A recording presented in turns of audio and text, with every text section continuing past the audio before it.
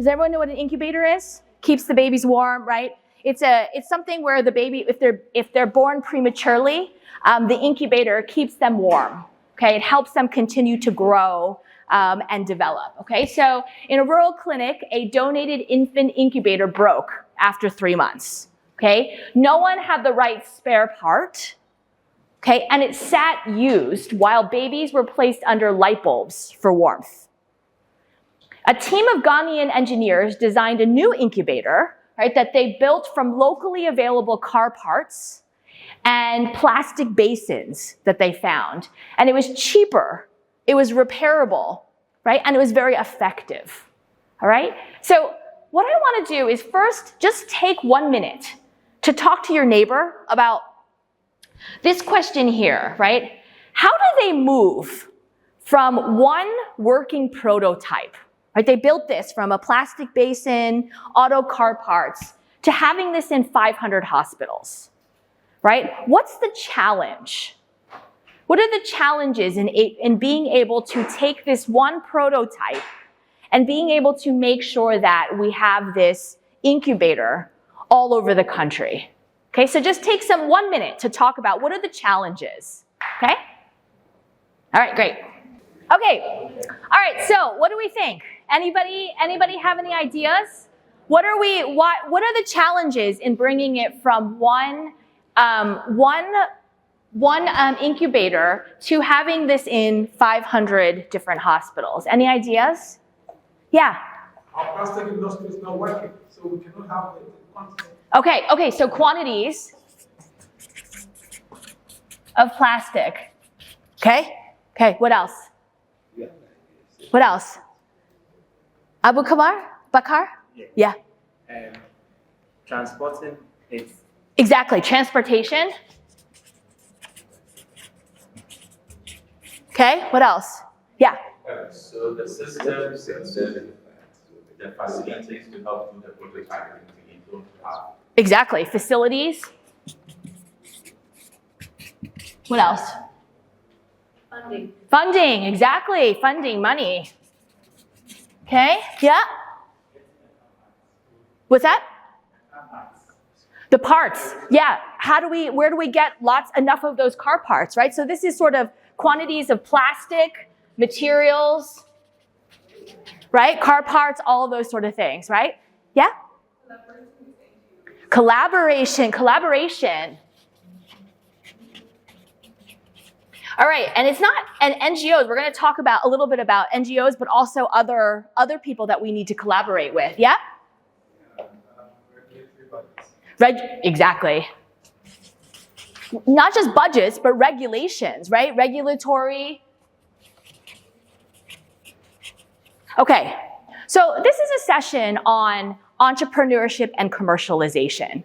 And sometimes the question even is, what is entrepreneurship? What is commercialization? This is all a part of commercialization. This is what we're going to be talking about in today's session, okay? The study of entrepreneurship. This is the definition that I teach in my course. I teach a course on entrepreneurship. I'm going to tell you a little bit about this course, and we're going to do a little bit of it today, okay? And you'll see a little bit about how I teach this course, how we think about entrepreneurship and commercialization.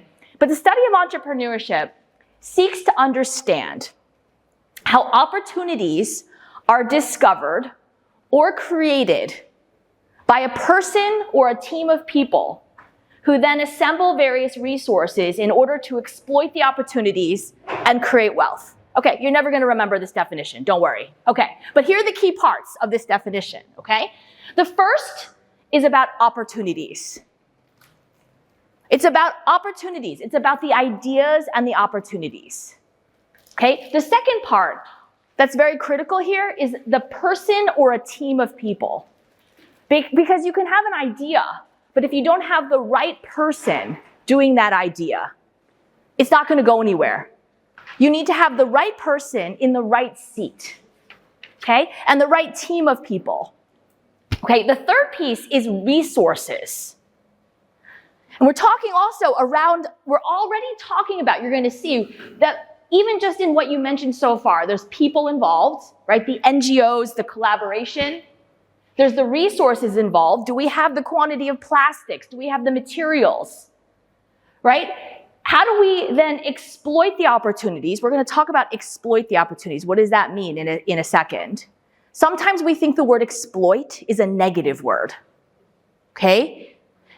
And create wealth. We also think that wealth is sometimes a negative word. That we don't want to talk about the money piece of it, the profit piece of it. Okay? But this is what entrepreneurship entails. Wealth is not just about financial.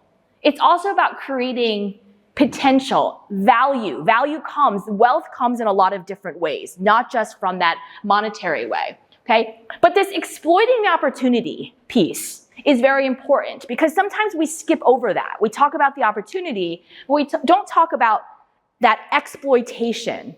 Again, exploitation is, we think of it as a negative thing, but it's about turning an idea or a product into something that can be sold and used in the market.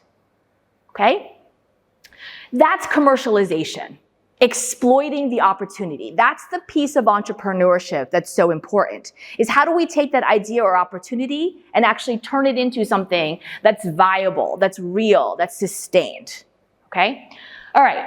So each of these things, opportunities, people, resources, and creating wealth, are things that we're going to touch upon today. I know we only have an hour and a half. We're going to try and go very quickly so we talk a little bit about each of those things. This is the full course that I teach. We start with generating the opportunities, right? We talk about how do you come up with an idea?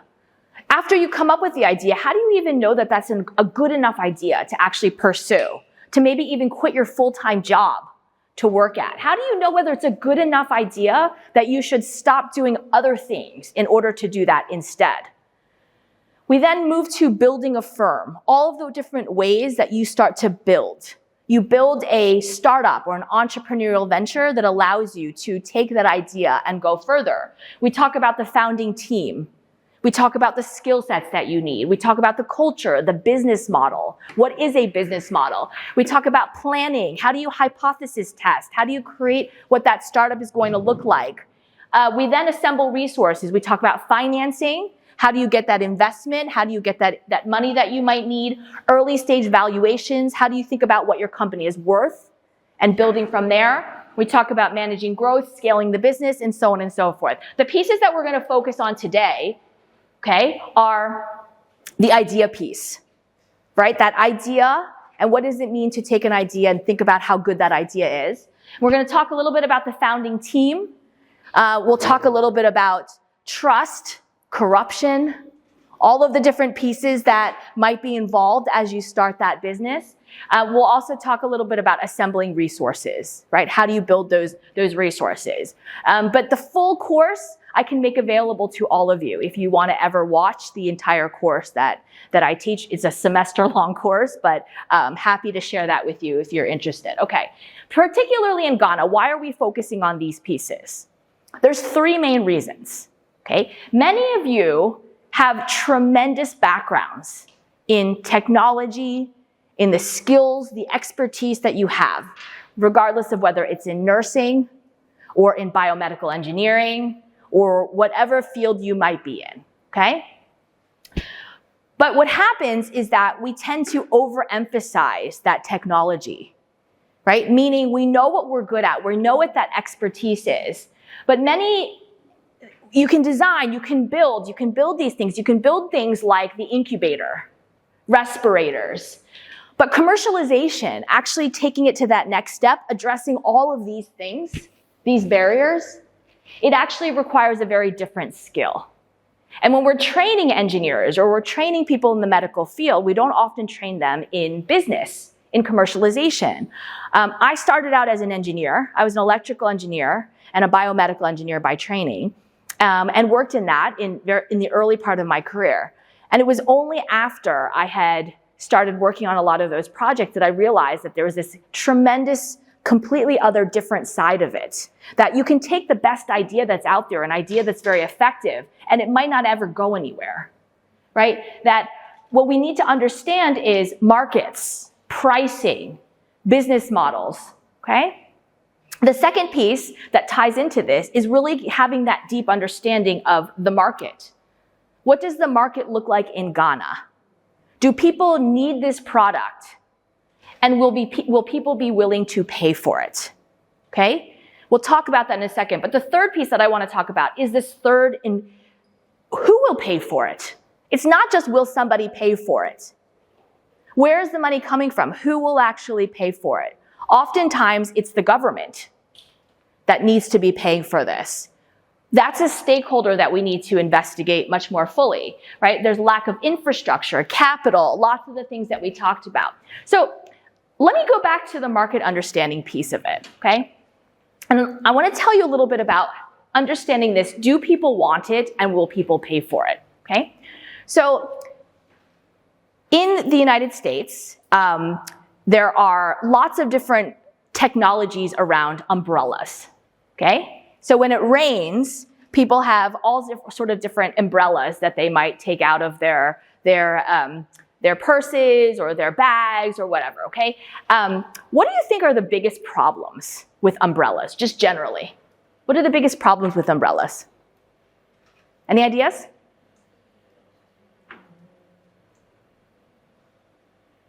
Yeah. It's what? It's huge. It takes up a lot of space. So people just don't use it, right? They're like, okay, I'm just going to let it, right? It's huge. What else? Yeah. It's not really durable. Yes, it breaks very easily. If there's wind, right? Or there's dust. We've always, it blows upside down if there's too much wind. What else? Does it actually work? Or does it get you wet? Yeah, some parts of your body still get wet. Okay, all of these are called pain points. Okay, pain points are things that we have a product, we have a solution, but there's a pain around it, right? So even when we were visiting all of the different medical, right? When we were yesterday or 2 days ago, was it yesterday? It feels like 2 days ago? Yesterday, it was yesterday. Okay, yesterday when we were visiting when we were visiting the clinic, right? We already saw some pain points. Right? Think, oh, this doesn't work. Oh, even the dentist, oh, the chair only goes this way and that way, and it doesn't go, right? All sorts of different pain points. So I had a student who took all of these pain points, and he developed a different kind of umbrella, okay? And it was a very cool umbrella. It addressed all of these pain points. It was small. It was like this size, okay? And you would push a button, and when you push the button, a high-powered stream of air would come out. And would it form this pocket of air so that anytime rain would come, the rain would hit the high-powered stream of air and then kind of trickle down, right? And then when you were done using this umbrella, you would push the button again, the high-powered stream of air would come, and you would have this little wand, and you would just stick it in your pocket or put it in your bag. Very cool, right? Right? So it's small. You don't have to worry about the size of it. It would adjust. It wouldn't get you wet because it would adjust to the direction that the rain was coming in, right? So then sometimes the pocket of air would go this way and this way. It even had a safety on it so that you couldn't like point it in somebody's eye, right? The high-powered stream of air, right? It didn't blow upside down. It was durable because it was just this high-powered stream of air that would come out and form this pocket, right? How many of you think this is a very cool invention?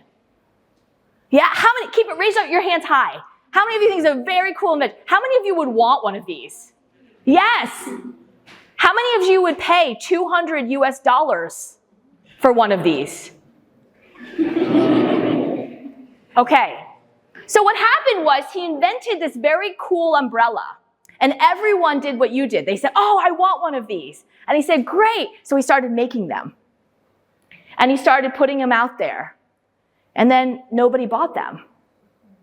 Because the two questions you have to always ask yourself is, do we want this? Yes? And will people pay for it? Okay? And if we can't answer yes to both of those questions, then we need to look for a different pain point to be solving. And the person paying for it can be anybody. Okay, it could be your neighbor, it could be the government. Okay, maybe the government. Would the government pay $200 per umbrella? to give to people? No. Okay? It can be nonprofits, it can be lots of different people, but the two questions are, do people want it? And will people pay for it? And we don't always think about both of those questions. Okay, and then the third is, once we said, yes, people will pay for it, you've already started to answer the question of who will pay for it. Because you've already started thinking along those lines. All right, so this is why we're going to focus on the idea, do people want it? Right, we're going to focus on who is going to build it, and then we're going to focus on who will pay for it. What do the resources sort of look like? Okay, so when we start to talk about opportunities and ideas, right, the first thing I want to start with is S-curves, okay? So this sort of looks like an S, right? If you turn it around, it looks like an S. Okay, this is a market S-curve. Has anyone heard of the market S-curve before? Okay, so the market S-curve really talks about how a product, so think about an umbrella, right? Or think about any sort of product that's out there, an iPhone. How many of you have iPhones? Raise your hand if you have an iPhone or a smartphone, you have one and you don't want to raise your hand? You don't want to admit that you have an iPhone? We're going to talk about iPhones a little bit. Okay, so it talks about adoption over time, which means how many people have iPhones over time? Okay, so think of it like that. So it means that in the beginning, very, very few people have iPhones or have umbrellas, okay? And then over time, time passes and it goes very, very gradually until all of a sudden, lots of people start wanting to buy iPhones all at the same time. And then once lots of people have it, it kind of tails off and flattens. And not as many people have it. Okay? Or lots of people already have it, so they don't need to keep buying it.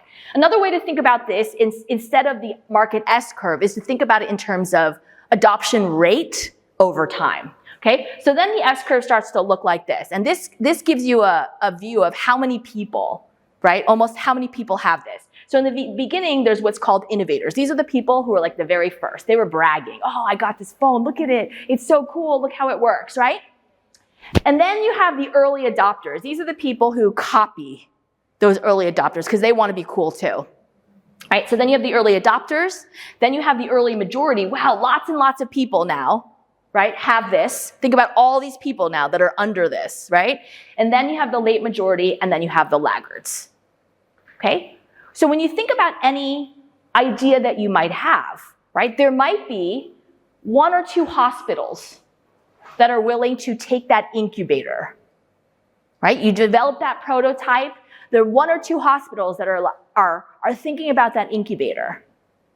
And then we have other hospitals that are like, oh, wow, the incubator, the respirator, that's working very well in those 1 or 2 hospitals. Now you have more hospitals that are willing to take a chance, right? And then you have lots more hospitals that are like, okay, now there's 15 hospitals in Ghana.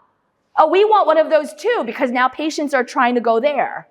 And so on and so forth as you move across this market S-curve, okay? So that's the market piece of it. And we could do a whole 3-hour session just on the market. But the important thing to recognize here is that the market doesn't move linearly, right? The market sort of moves in this S-curve shape, right? Okay. We also have the technology S-curve. And it's not just about technology here. This is about the product and innovation. Okay, the product and innovation also moves along an S-curve. It also has this shape. Okay, so in the beginning, when you're developing a new technology, let's again go to that incubator, right, or that umbrella. In the beginning, you know what? We keep messing up. It's not able to do very much. We need to try this. We need to try something else. We need to try something else instead. It takes us a little bit of time, okay? And this is called the era of ferment, right? Think about making wine or making something. There's a period of time where it needs to just sit, and you continue to think about ideas and figure out whether it's going to be good or not, okay? But then all of a sudden you have a aha moment or a flash of clarity. This is the component that's going to work. This is the auto part that's going to work for this incubator. We should use this plastic basin, right? To develop that incubator. And then you have this period of taking off where it's very steep and your capabilities are getting better and better and better and better. But then there's this period where you start to flatten out again because there's not that much more you can add to that incubator to make it even better because you've already done so much. So this is that period of maturity, okay? But what happens with technology oftentimes is that there's another S-curve that comes along and disrupts, okay? So you can think about phones again.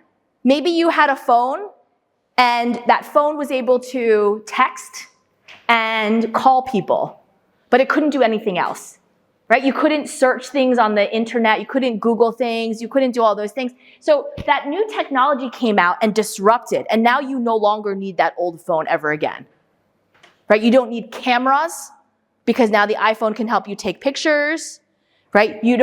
Sometimes you don't need to bring a laptop or a computer because you can search for things on your, right? So that's that disruption, and that's that new S-curve.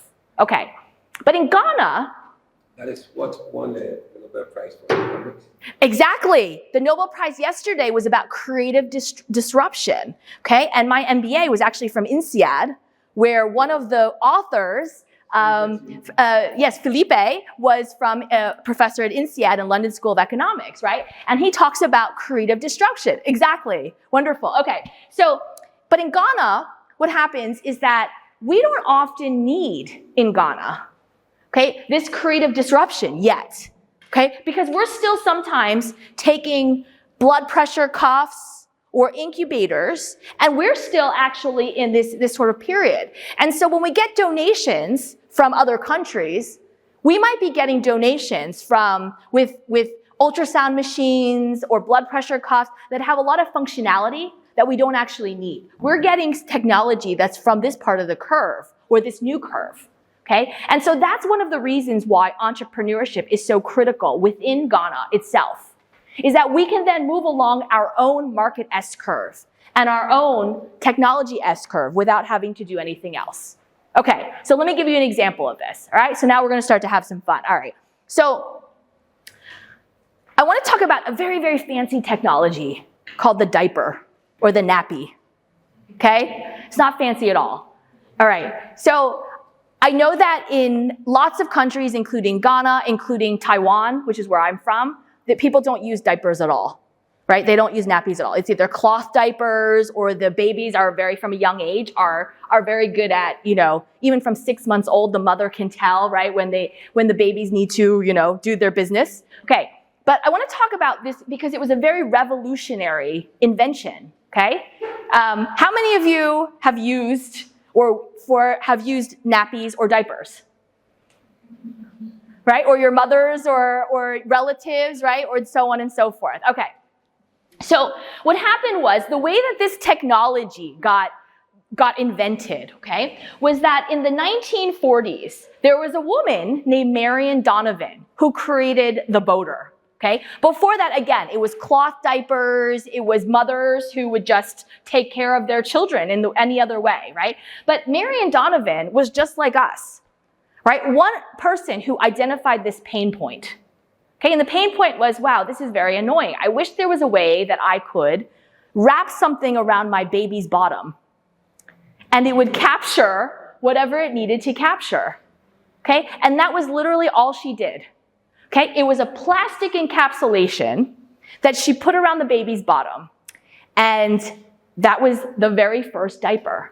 Okay, so again, the challenge, just like we talked about that incubator, we have the one incubator made out of a plastic bin and auto parts. How do we take that one prototype and be able to put it in 500 different hospitals?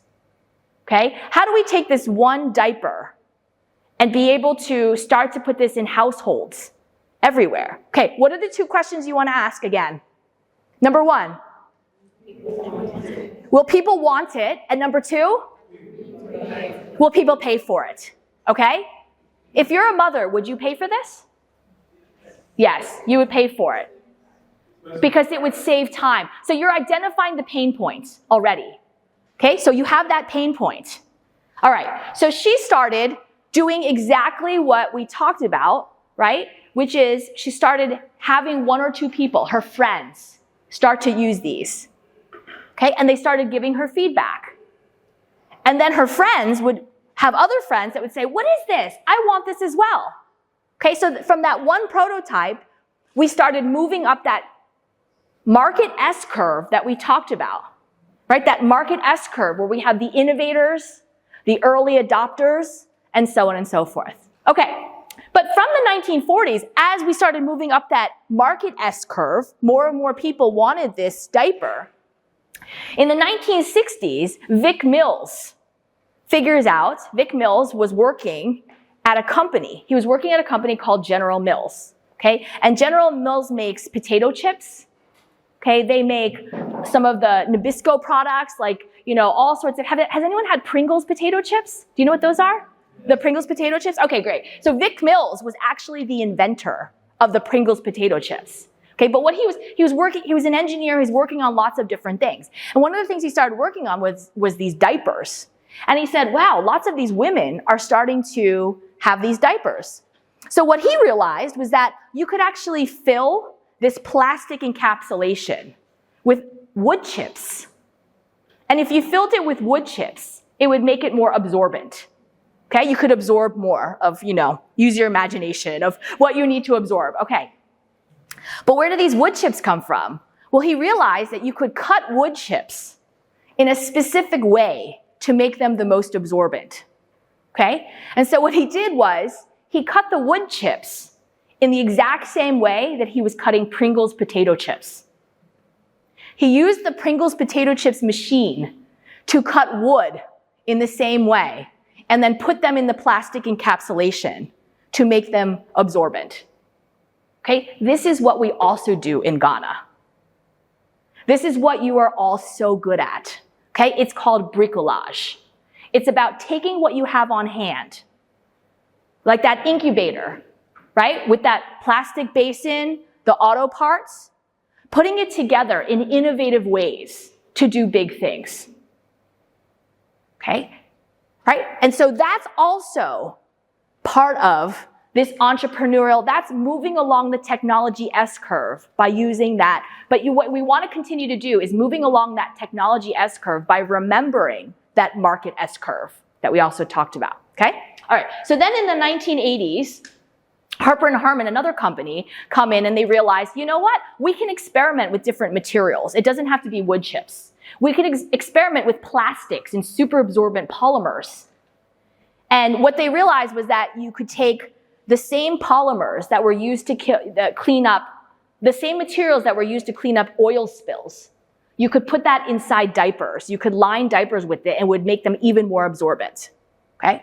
And then again, more bricolage, right? You're seeing, we're taking what we have on hand and using that in really innovative ways.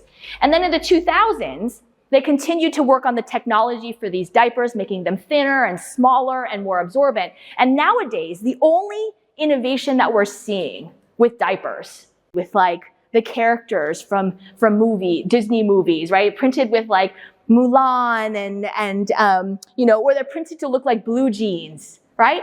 And so that's how you know you're getting to the end of the technology S-curve. That's when you know it's rife for that disruptive new S-curve, when you're only seeing those sort of aesthetic changes, those beautification changes, things like getting printed with different characters, okay? So what you're also trying to do in Ghana, and as you continue in your own entrepreneurship and commercialization journeys, is that anytime you have a product, what you want to do is you want to map it along the market S-curve and the technology S-curve. Okay, you want to see where is it in terms of that market S-curve. Is it a product that's still at the innovator stage? Is it a product that's at the majority stage? Okay, if it's something like a syringe, right? You're already at that late stage of the market. That's something that you need to keep in mind as you think about pricing, as you think about the materials, as you think about who will buy it and why will they buy it, right? That's maybe where the government needs to be a stakeholder, right? So you're mapping it along that market S-curve and that technology S-curve that we talked about. But if it's a product that hey, you know what? This is a new transportation mode. We're going to be able to bring things from local clinics to the hospitals, and no one's doing that yet, right? Then you're at the very early stage of that market S-curve. And so you're going to be thinking about your resources very differently. The same with the technology S-curve, right? So again, if I go back to that market S-curve, okay, and you're thinking about where exactly is this product, okay, you want to know where you are. But if it's something that is completely new, you're still at this innovator stage. You're at the very early stages of adoption. Okay, you're at the very early stages of the technology S-curve as well. Okay, if it's the beautification changes, now we have a syringe, and the only thing we're doing, right, is that we're changing the syringes to have a different packaging or something. Well then, you can ask yourself, do we disrupt this with a better syringe for Ghana? One that's going to be very, very different? Or do we take the existing syringe that's out there and we move along that technology S-curve, okay? Same thing with any sort of product that might be out there, right? You've heard people already talk about blood pressure cuffs, ultrasound machines, all sorts of things that might have gotten donated from other countries or might have been bought from other countries. That's how we'll be able to develop within Ghana, is knowing where is it in the market S-curve and the technology S-curve, okay? Okay, so before we move on to the next part, I'm going to give you about 3 to 5 minutes, okay? And I want you to think in maybe teams of 3 or 4, maybe mix yourself up, okay? Or however you want to do this, maybe teams of 2 to 4. I want you to think about those pain points that we talked about. Pick one product. It can be any product out there. It can be a medical device. It could be something like a syringe. It can be a hospital bed, a dentist chair. It can be something at your home. Oh, the frying pan that we cook with. I have a pain point with that. It could be the umbrella that we talked about. It could be a chair you're sitting on. Oh, it's very annoying that this chair is squeaking. Any product, okay? And I want you to think about that pain point that's associated with that, and come up with just one that's going to be your idea. Okay, that we're going to sort of take as the example that we think about, okay?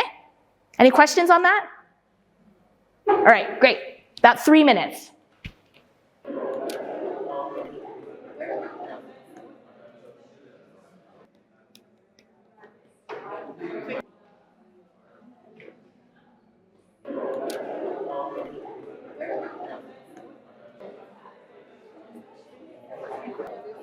You're changing? Okay.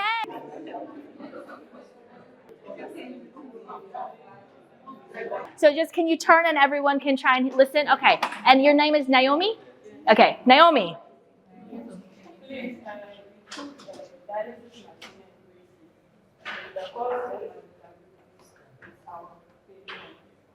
Okay, so it's a dialysis machine and the cost is the pain point. They cost too much. And the availability, okay? And braces for teeth or braces for legs? For teeth, and it's also the pain point is the cost. Okay, great. Okay, so we've got braces and we've got dialysis machines. What else? What else? Any other pain points? You guys had one on this team, right? Okay, hold on, everyone, listen.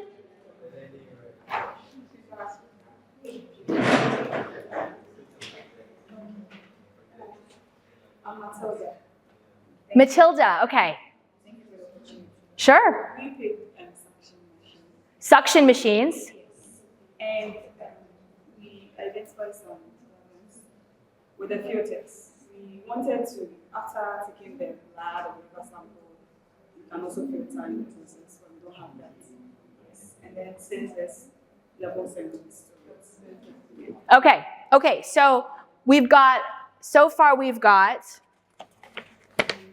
okay, so this again, a reminder, I wish I could stick these on the wall somewhere, but this is commercialization, right? Those are the barriers that we need to address in order to commercialize something, okay? I'll try and put it up later on somewhere else. All right, so far we've got the dialysis machines. Okay, and the problem was cost, okay? All right, and then we had the braces, okay?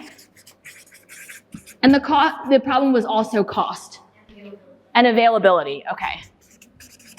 Okay, now we have suction, right? Suction machines, okay. Okay, and the issue is, the pain point is the filters, okay? What else? Anything else? Other pain points? Sensors? Okay. Anything else? In case like something like a tube connected to the Samsung machine, whereby when it's full, you press something and then the waste passes through. But it doesn't always pass through. So you have to take the tubing out, you have to throw the tubing away, or can you keep the tubing?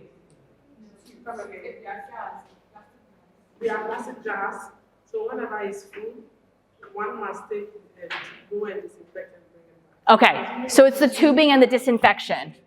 Okay? Okay, great. And then there's probably also cost, right? It's also cost, right? So it's the same here. Okay, any other ideas that you want to share of pain points? Even any ideas that don't have to do with the medical field? No? Okay, so then we're going to stick to these examples, all right? And we're going to actually use this one.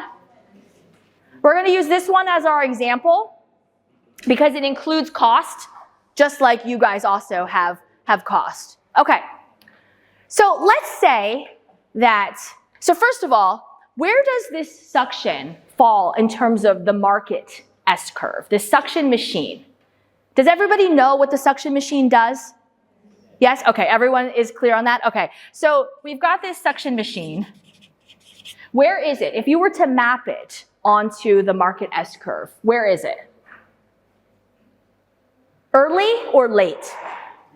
Late. We know what it does, and it's used in all of these different hospitals. Okay. What about in terms of the technology S-curve? Early or late?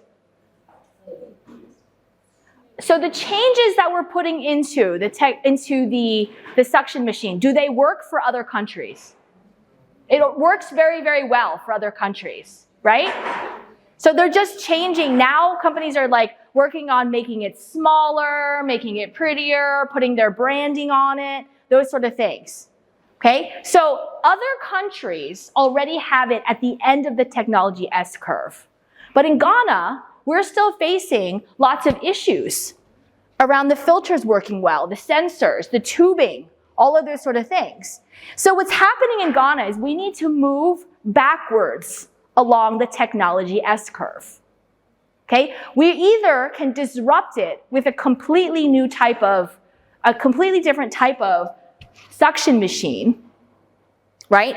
Or we can start to move backwards in terms of the technology S-curve. Okay? Now what that tells us then is that if we're going to disrupt it with a completely different type of technology S-curve, then we're going to be starting over with the new market S-curve at the beginning, and our market now opens up not only to Ghana, but to other places as well. If we move backwards along the technology S-curve, it means that our customers, our market, is going to be more limited, which means that we're going to need funding from the government, okay? Or we're going to need funding from alternative internal sources. This is very important. This is very important because whenever you're developing that new product, you need to know which direction you're going. We're going to talk about this with actual examples, okay? So don't worry if we haven't gone there. What I want to do is, before we even get to talking about how we actually direct ourselves in terms of that technology, is now I want you to take a second to think about if our suction machine is going to be that product that we're developing and working on. Who do you need on that team? Who do you need on this team with you to develop this suction machine? Who do you think? Who do we need? We need engineers. Okay? So we need engineers. Okay? What else? Clinicians. Who else?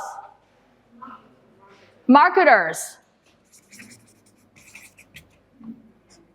Very good, because I'm already, the business piece of it. We're already seeing, the marketers. Who else do we need?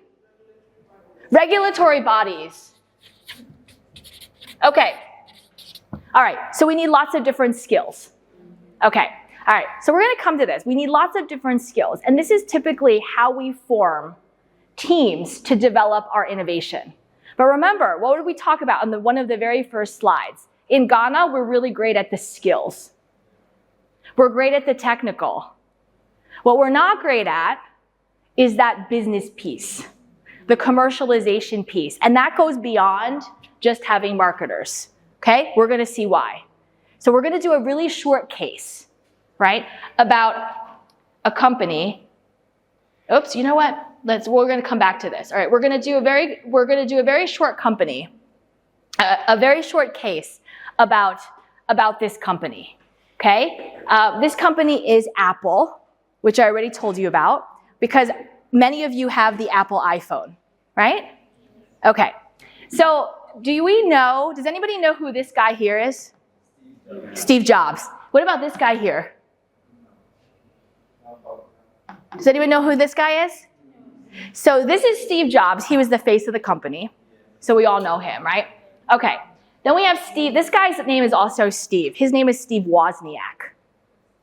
Has anyone heard of him? He was the technical brains behind Apple. Okay? He was the engineer. He was the technical person. He was the sort of engineer, clinician, regulatory. He was that expert. And Steve Jobs was the business person. Okay? He was the business person. Does anyone know what was his personality like? What do you think? What's that? He was what? He wanted to be perfect. He wants it to be perfect. Yeah, that's another way of saying he was very difficult to get along with, right? He wanted things to be very perfect. What else do we know about Steve Jobs? He was what? Very principled. He was very principled. Okay? He was very direct. Passionate about He was very passionate about what he did. Right? Was he a nice guy? No. He was not a very nice guy. Okay. In fact, he was a big jerk. Okay? People did not like him at all. All right. I actually had a student, but he passed away a couple years ago, and I had a student before he passed away, this was in the very early days, where I had a student who got an internship at Apple. And he was so excited because this was like a big deal, right? He got an internship it was the early days of the iPhone, right? And so he got this internship at Apple and he was so excited about it. And he was telling me, and then he went to his first day and he came back from his first day of this internship and I said, how did it go? And he said, oh no. And I said, what happened? And he said, well, I showed up for this internship and I saw Steve Jobs. I was in an elevator and Steve Jobs walked in and I was so excited. And he said, I was thinking of what I should say to him, right? I really wanted to impress him and say like, oh, something big, like, oh, and so he said, I was thinking of what to say. And then Steve Jobs turned to me and he said, do you own an iPhone? And he said, yes, I do. And he was so excited. And he said, oh, here's my iPhone. And then he said, do you have security on your iPhone? A passcode? And this was in the early days before a lot of people were using passcodes. And the student said, no, I don't have a passcode. And Steve Jobs said, you're fired. So this is how Steve Jobs was, right? He was very aggressive. He was very passionate. He was very, very, very detail-oriented. That was Steve Jobs. That was his personality. Okay, Steve Wozniak, does he look like he's a jerk? No, what does he look like? He's techie. Yeah, he's very techie. Does he look like, he looks like a warm teddy bear, right? He's going to give you a hug. He's very gentle. He's very kind. That is exactly how he is. I met Steve Wozniak one time. I never met Steve Jobs. I met Steve Wozniak one time. It was at an entrepreneurship event where he was the judge, right? It was the entrepreneurs were pitching, and he was the keynote speaker, and he was one of the judges, and I was also one of the judges for this competition, this entrepreneurship pitch competition. And so we flew in, and he's, the keynote speaker. He's a big deal. But when he showed up, he was this very lovable man, like we said, right? All of the students were working on their group projects, right? And he would ride around in one of those Segway, those Segway things, like you stand on it and it's like, zhoo, zhoo, right? And so he'd be like, zhoo, Abu Bakr, what are you working on? And Abu Bakr would be like, wow, Steve Wozniak wants to talk to me? And then they would start having a conversation, and Abu Bakr would tell him, oh, here's my project, here's what I'm working on. And Steve Wozniak would be like, oh yeah, maybe you should try this and this. And he would talk to him for an hour. And Abu Bakr was so impressed, like, wow, Steve Wozniak, the guy who started Apple, wants to talk to me. What a nice guy, right? And then he'd be like, Flora, what are you working on? And Flora would talk to him, and they would talk for over an hour. And Steve Wozniak was this just very gentle, giving sort of man, right? But then what happened was that he ended up hurting his back, right? And he was supposed to leave that day, but then he had to end up staying the entire week of this competition, right? After giving his keynote, he had to stay the entire week. And then he kept doing it. And by the end of the week, right, he'd be like, Esther, what are you working on? And Esther would be like, oh my gosh, Steve Wozniak's coming again. I gotta hide because I don't have time to talk to him for an hour. I actually have to do my work. I have to work on this project, right? So these are the personalities. That's exactly how Steve Wozniak was, right? They had very, very different personalities. Okay, so let me give you a little bit of background as we think about. What I want you to do is I want you to think about, put yourself in the shoes of this case, okay? And I'm gonna give you a little bit of background. So when they first started the company, okay, when Apple was formally incorporated, employees get employee numbers, right? Employee number 1, 2, 3, 4, 5, and so on and so forth. Steve Wozniak was given employee number 1 because he was the engineer. He was the technical person who was in charge of the product, okay? And Steve Jobs was given employee number 2. And Steve Jobs was so mad that he was employee number 2 that he went everywhere and said, I demand that I'm employee number 1, right? And by this point, there were already 10 employees. And he went to everyone and he said, don't you agree I should be employee number 1? Don't you agree? Don't you agree? And they said, oh, Steve Jobs, we can't just change employee numbers. We've already given these out. We can't just change it. And so he huffed and puffed and was angry for like 2 weeks. Okay? Until finally he said, I have a solution. Why don't you make me employee number 0? Okay? So that's one story about the early days. Another story. There was a project where they were developing a computer called the Lisa computer. Okay, it was a very early computer. And Steve Jobs said, I'm going to be in charge of the Lisa project. I don't want Steve Wozniak or anybody. This is my project. So he had a separate building with a separate ID card that was orange. And everybody knew that if you had the special orange ID card, you were part of the Lisa project. And other employees would try and go into that building, but if they didn't have that Lisa ID badge, they couldn't even get into the building. Okay, so that's another story. And then the third quick story that I want to tell is about Apple stock. When Apple first went public, right, this is how they make lots of money. They take that stock, okay? And so Steve Jobs said, I've got all of this stock. It's amazing. I'm going to be the very first millionaire. I'm going to have all these gazillions of money. And Steve Wozniak said, but that's really not fair. And all these early employees that joined with us, the janitors, the people who were with us in the beginning, they didn't get any stock. And Steve Jobs said, who cares? And Steve Wozniak started giving away his own stock to these early employees. And Steve Jobs said, you're so stupid. Why would you give away your own money? And Steve Wozniak said, no, it's okay. And so he gave away a lot of his own stock. Okay, so these are 3 stories about Apple in the early days. Let me give you one final story.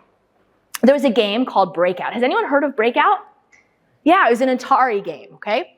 And when Steve Jobs and Steve Wozniak first, in the very, very early days, before they had even started Apple, there was a game Atari basically went to Steve Jobs and said, hey, we want you to help us develop this game Breakout. And we're gonna pay you. And we're gonna pay you based on how quickly you can develop this game for us using the cheapest, the least amount of parts, okay? So we'll pay you more if you use less parts, and we'll pay you more if you can develop it very, very quickly. And so Steve Jobs said, okay. So he goes to his friend Wozniak, Steve Wozniak, and he says, hey, will you help me build this game? And Steve Wozniak said, yes, I'll help you build this game. And Steve Jobs says, I'll give you half of whatever we earn. Half of whatever we earn. So we need to build it really fast, and we have to use cheap components very, very quickly. Okay? And so they build this game, and it becomes this huge success. And Steve Jobs says, yeah, that's great. And so Steve Jobs gives him $350, okay, which was half of the $700 that he received. Okay, so $700 to develop Breakout, and he got $350 each. 20 years later, after Apple had already become very, very successful, Steve Wozniak is on an airplane one night. And he sits next to, coincidentally, an old Atari executive. And he says, oh yeah, I remember you guys helped us develop Breakout. Man, and now Breakout has become this huge success. I wish we could have paid you more. I know we were only able to give you $7,000. But I hope that it was enough back in the day. Okay, so you're Steve Wozniak, and you now found out the truth about Breakout. What do you do? Okay, put yourself in the shoes of Steve Wozniak. Okay, what do you do? Oh, okay, so you go back to Steve Jobs, and you want to confront him. Yes, you want to say, you need to pay me more. You told me it was $700. It was $7,000. Yeah, okay. Who else agrees? Okay, so Abu Bakr, am I saying that correctly? Yeah. Abu Bakr, okay. Abu Bakr says, I can't trust you anymore. Right? So you don't want to work with him anymore. You say, I'm leaving. I don't want to work with you anymore. Okay, but this is 20 years later. You still? Okay, yes? Flora also? Who else are saying, this is a trust issue. Okay, does this ever happen in Ghana? Yes. Yeah? Okay. It's more here than anywhere. Okay, well, it happens a lot in the US as well. We just kind of hide it better. Okay, so who else? What's your name? Phila? You're the person who would confront. Your name? Sir. Fifi? Yeah. Fifi, okay. Fifi would confront. He would say, I'm going to Jobs, and I'm going to tell him, hey, you lied to me, right? Who else would do that? And take interest as well. And take interest. What else would you do? Put yourself in the shoes of Steve Wozniak. What would you do? It would end your friendship. Yeah. Okay, anybody else? Yeah. You would sue him. Okay, you would sue him. Who else? Okay, who would confront him? Who would say, okay, raise your hand high if you would have a conversation with Steve Jobs. Yeah? Raise your hand high if you would confront. Okay, hold on. Okay, keep your hands up. Keep your hands up. I want to see who, okay. Out of the people who have their hands up, can I have a volunteer to be Steve Jobs? No one wants, okay, great, perfect, come up. Okay.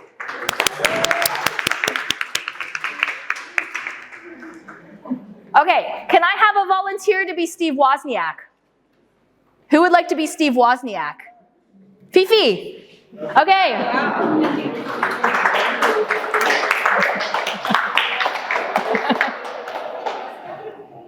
Okay, let's see how the conversation, let's play this conversation out. Go ahead. Wait, you're Steve Wozniak. You're Steve Wozniak, okay? Okay, hold on. Everyone listen. Shh, everyone listen. Okay, go ahead. You know, you to the last business we did with Target. Yes. That was years ago, man. But you were supposed to pay me half of what and 7,000. But you did 700. How do you know we had 7,000? I met the CEO. CEO of a Target. 27,000. Yes. I doubt. It was 700. But what he said. We all saw the paycheck. No. It was 700. One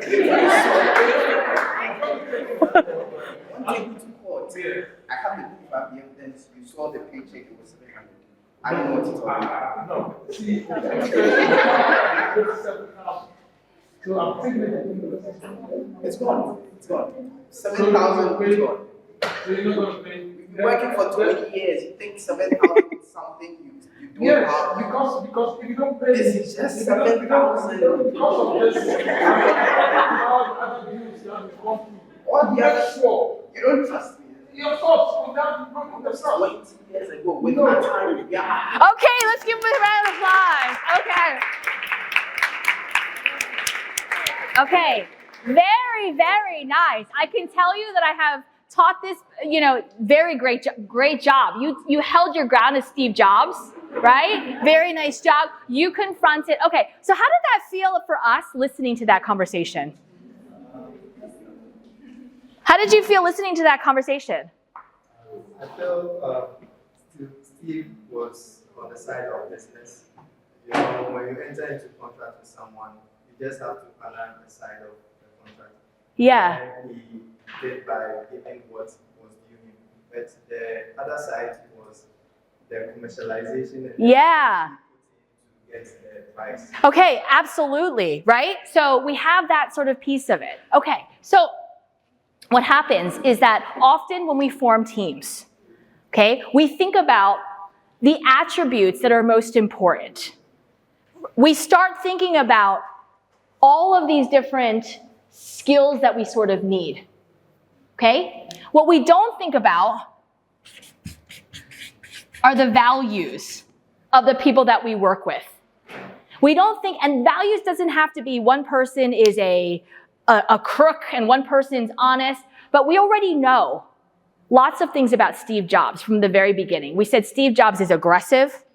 Steve Jobs is kind of a jerk, right? Steve Jobs, we know things about, what did he do with the Lisa project? He wanted to protect and have his own ID card. He didn't want to sell his own shares. He wanted employee number one. And Steve Wozniak was giving away his own stock. He didn't care that somebody else was employee number 0, right? All of these different things. So the science piece is what are the skill sets that we need, okay? The business piece is you need to make sure that each of the people that you have has the same values, okay? Now, it doesn't matter if, now this is going to be a little bit, some people are going to say, wow, like what? Okay, it doesn't matter if both the people's values are like Steve Jobs. We're just going to crush people, okay? And both people are like, oh, we just want to make sure that everybody has a computer. Everybody is going to be able to have this technology. We want to give it away because, okay? And we're going to see why in a second, okay? All right, so the causes of failure.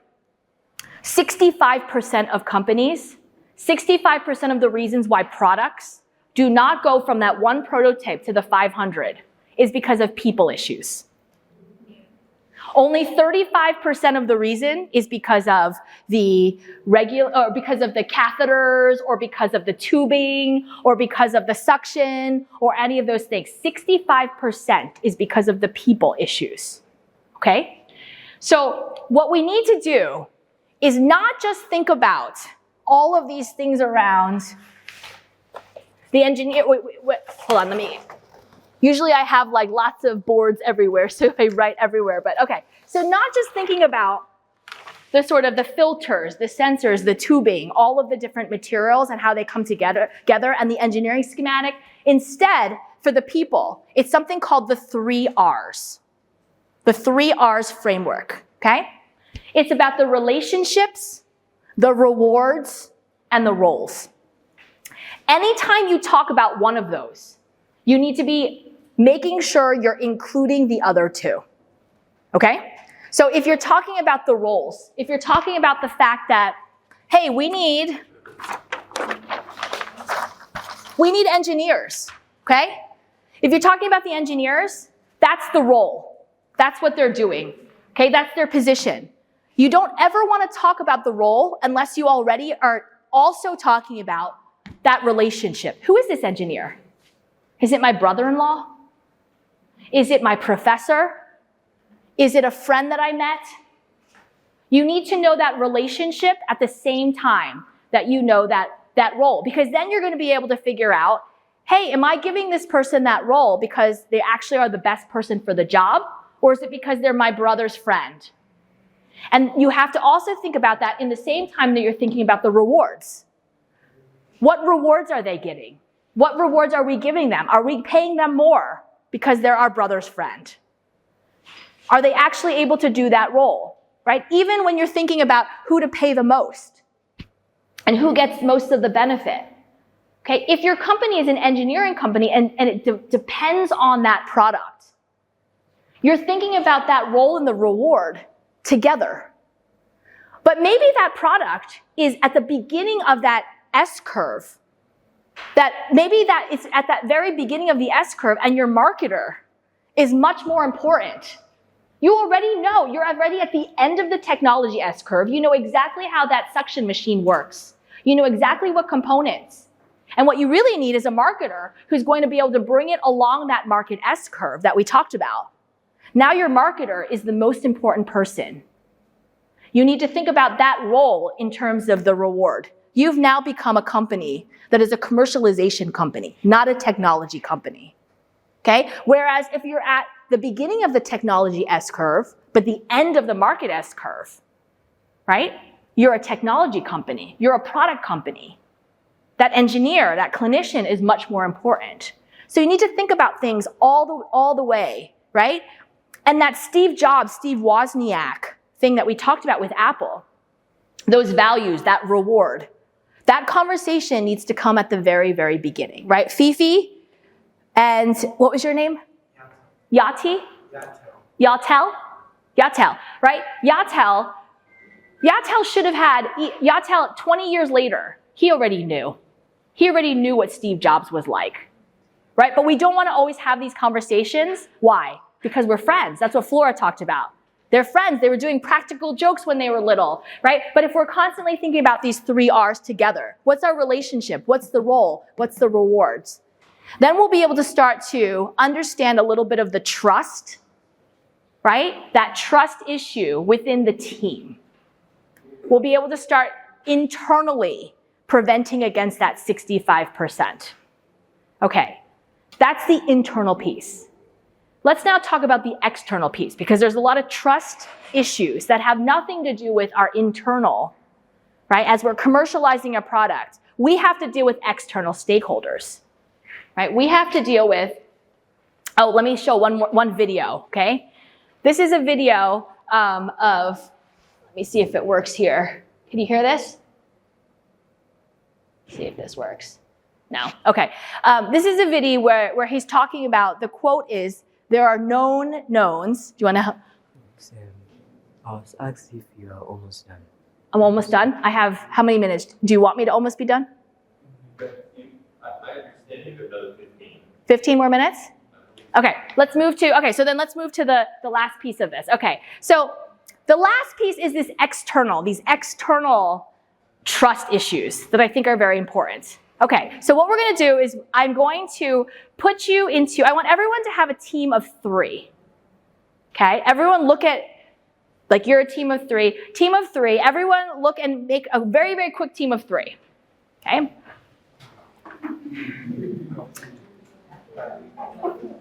Okay, raise your hand if you do not have a team of 3. Raise your hand if you are not in a team of 3. Raise your hand raise your hand high if you're not in a team of 3. Raise your hand if you're not in a team of 3. This is important, so raise your hand if you're not in a team of 3. Or if you have, are you guys a team of 2? Team of 2? 3? You have 1 extra person? You need 1, but okay, that's okay. You can be a team of 2. We can have 1 team of 2. Okay. All right, so what we're gonna do, okay.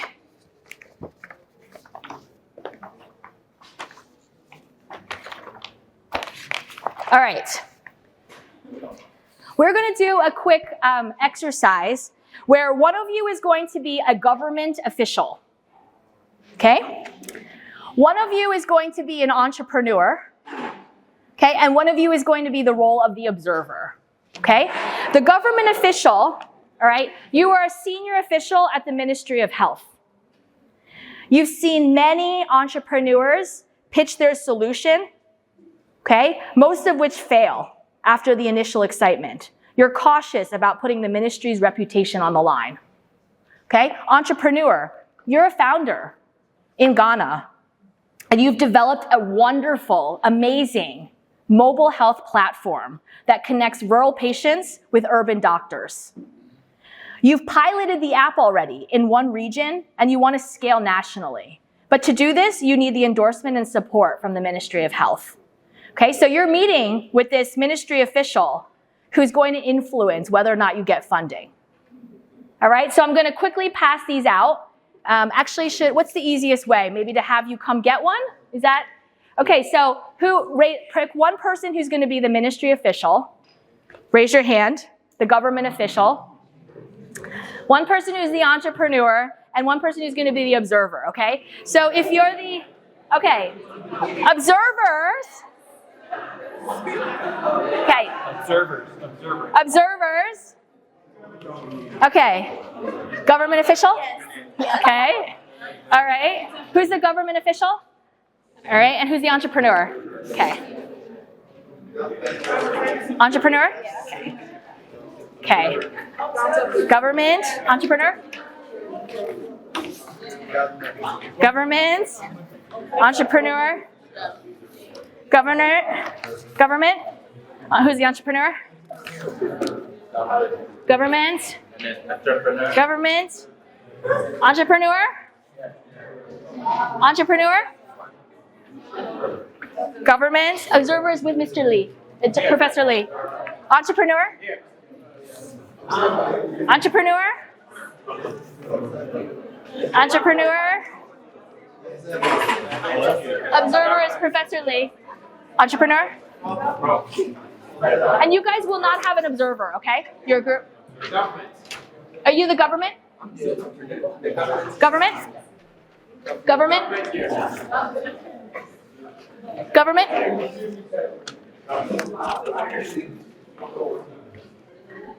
Government? Government? Government? Entrepreneur? Okay.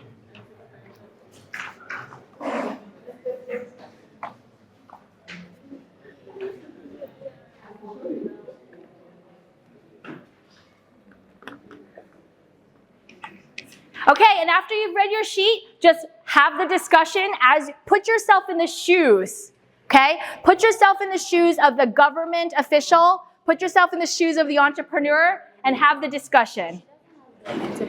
Oh.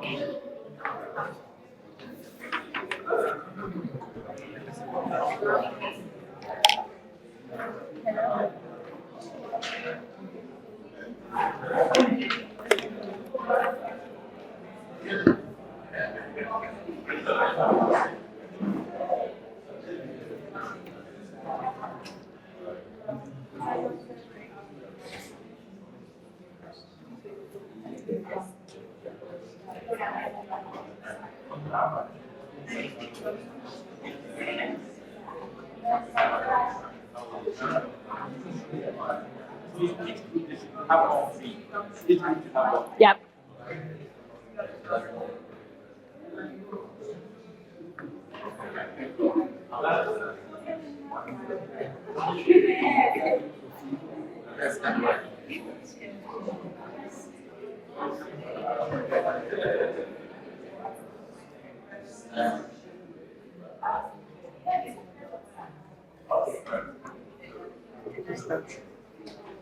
Okay, you should start because I'm only going to give you about 2 or 3 minutes to have this discussion, okay? Very good.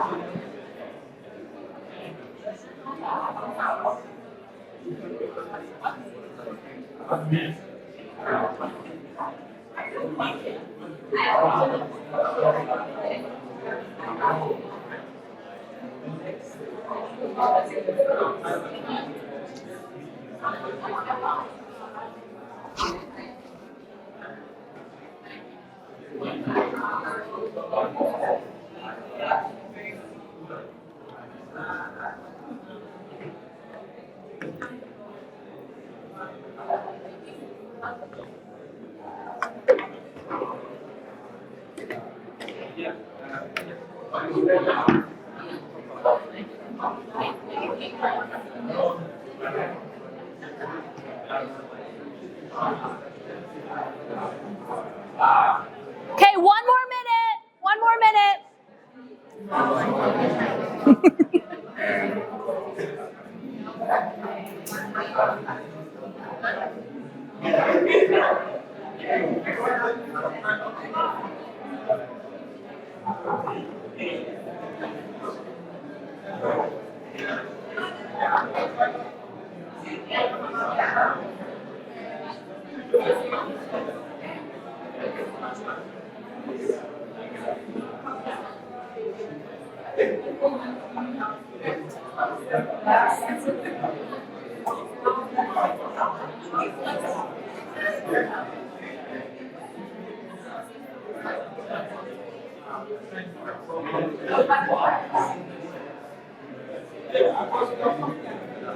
Okay. Okay. Okay, let's talk about this. Let's wrap up.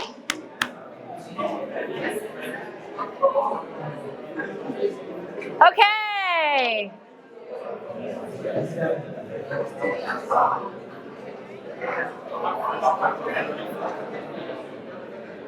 Okay, let's finish up. Finish up. Finish up. Let's finish up. Okay, let's finish up. Let's finish up. Let's finish up.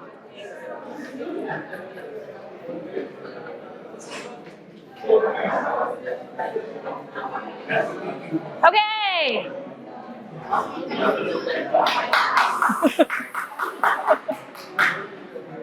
All right. We only have a couple more minutes. All right, we only have a couple more minutes here, but did anybody come to an agreement? Did any teams come to an agreement? Okay, you guys, what happened? Hold on. Let's hear from these guys.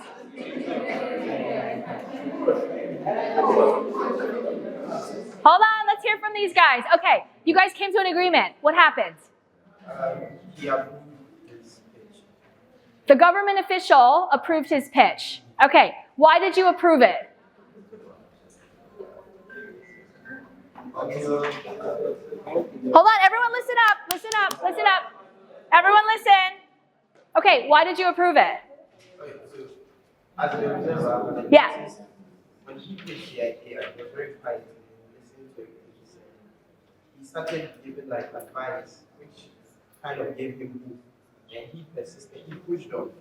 So conclusion I was like, he actually gave it to the idea.